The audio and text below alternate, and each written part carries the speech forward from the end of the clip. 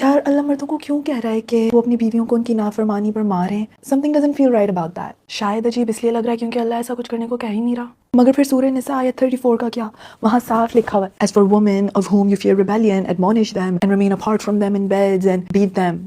well میں کوئی scholar تو نہیں، لیکن آئی تھنک اگر ہم اس آیت کو اسپیشلی اس ورڈ ضربہ کو باقی قرآن اور سنت کے کانٹیکسٹ سے باہر دیکھیں تو تھوڑا عجیب لگے گا. مطلب پہلی بات تو یہ ہے کہ قرآن 7th سینچری عربیہ میں نازل ہوا تھا، جہاں عورتوں کے پاس کوئی رائٹس نہیں تھے، عورتوں کو سخت طریقے سے مارا جا سکتا تھا اور کوئی کانسیکوینسز ہی نہیں ہوتے تھے.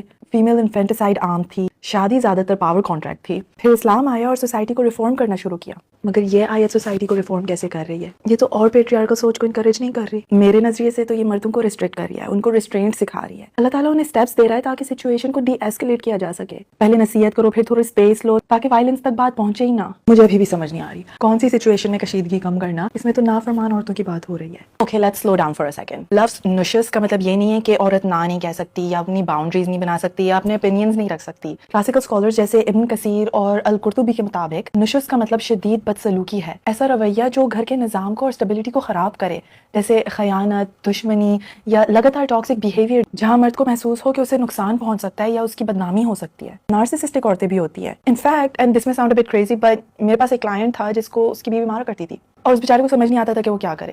اوکے تو اگر کوئی عورت کنٹرول سے باہر ہو، ایڈوائز نہ لے، اپنے بیہیویئر پر ریفلیکٹ نہ کرے اور جب مرد دوری بھی اختیار کر لے جیسے فزیکل افیکشن بند کر دے اور پھر بھی اس پہ کوئی اثر نہ ہو تو پھر وہ مار سکتا ہے.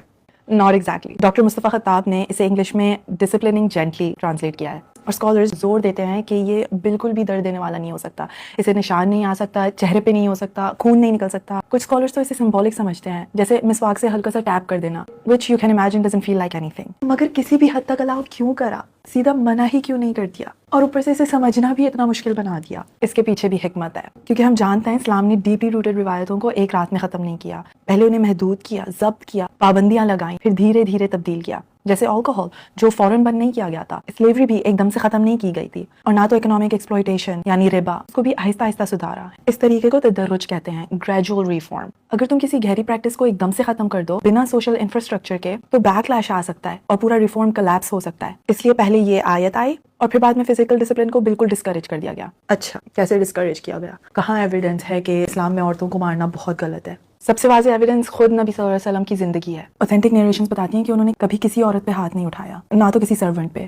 انہوں نے تو بلکہ یہ فرمایا ہے تم میں سے بہترین شخص وہ ہے جو اپنی بیوی کے ساتھ بہترین سلوک کرتا ہے. جب عورتوں نے شکایت کی کہ ان کے مرد ان کو مارتے ہیں تو نبی نے یہ فرمایا those men are not the best among you، جس سے یہ عمل مکروہ ہو گیا. قرآن بھی سیدھا حکم دیتا ہے live with them in kindness، اور قرآن نکاح کو مودہ اور رحمہ یعنی لو اور مرسی کا رشتہ بتاتا ہے. سنن ابو داؤد میں نبی صلی اللہ علیہ وسلم نے کہا اللہ کی بندیوں کو مت مارو. اس سے زیادہ کلیئر اور کیا ہو سکتا ہے؟ اور بات یہاں ختم نہیں ہوتی. کیسے؟ اسلامک لاء کا ایک بنیادی قانون ہے جو حدیث سے آتا ہے، لا ضرار ولا ضرار. اس کا مطلب یہ ہے نہ نقصان پہنچاؤ، نہ نقصان کا بدلہ نقصان سے دو. یہ اسلام کو سب سے پیسفل سسٹم نہیں بنا دیتا. And if that wasn't enough، قرآن کہتا ہے کہ مرد کو بالکل منع ہے کہ وہ بیوی کو اپنے نکاح میں رکھتے ہوئے اس کو کوئی نقصان پہنچائے. Oh my God، میں نے اس اینگل سے تو سوچا ہی نہیں تھا. ایگزیکٹلی. اس لیے کلاسیکل جورسٹ چاروں مذہب کے یہ کہتے ہیں کہ اگر شوہر بیوی کو فزیکلی ہارم کرے تو عورت جوڈیشل سیپریشن یعنی فسخ لے سکتی ہے، جج بھی انٹروین کر کے انہیں الگ کر سکتا ہے.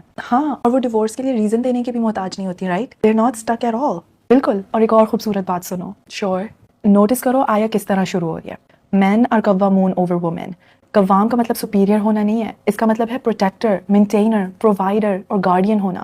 یعنی اللہ مردوں کو اکاؤنٹیبل بنا رہا ہے، انہیں جواب دہ ٹھہرا رہا ہے عورتوں کی سیفٹی، ڈگنیٹی اور فیملی کی اسٹیبلٹی کے لیے. یہاں لیڈرشپ ایک برڈن ہے ان کے لیے، ایک ذمہ داری ہے، ڈومیننس نہیں. یہ آیت بالکل بھی اس بات کا ثبوت نہیں کہ مرد عورت سے بہتر ہے، بلکہ یہ اللہ کا سسٹم ہے جہاں وہ عورت کو پروٹیکٹ کرتا ہے تاکہ وہ اپنی فیمنن سافٹنس میں محفوظ رہ سکے. تو اللہ نے مردوں کو زیادہ کیپیسٹی دی ہے پرووائڈ اور پروٹیکٹ کرنے کی، جس میں فزیکل اسٹرینتھ بھی شامل ہے. Right, you are right. Think about it. اگر ایوریج طور پر مردوں میں فزیکل کیپیسٹی زیادہ ہے تو کانفلکٹ کے وقت اکاؤنٹیبلٹی بھی ان پر ہی آئے گی نا. اللہ اس پارٹی کو ایڈریس کر رہا ہے جو فزیکلی اوور پاور کر سکتے ہیں اور اسے ریسٹرین کر رہا ہے. یہ ان کا ٹیسٹ ہے. اوکے، اب بات سمجھ آ رہی ہے. تو اللہ نے مردوں پر اتنی ریگولیشنز اور آبلیگیشنز رکھی ہیں جبکہ عورتوں کو سیکیورٹی، ایز اور پروٹیکشن حاصل کرنے کے لیے بہت راستے دیے ہیں. یہاں تک کہ ریبیلیس عورت بھی پروٹیکٹ ہو رہی ہے. Now you get it. Do let those know too who still don't understand because this is how we bring change to our society.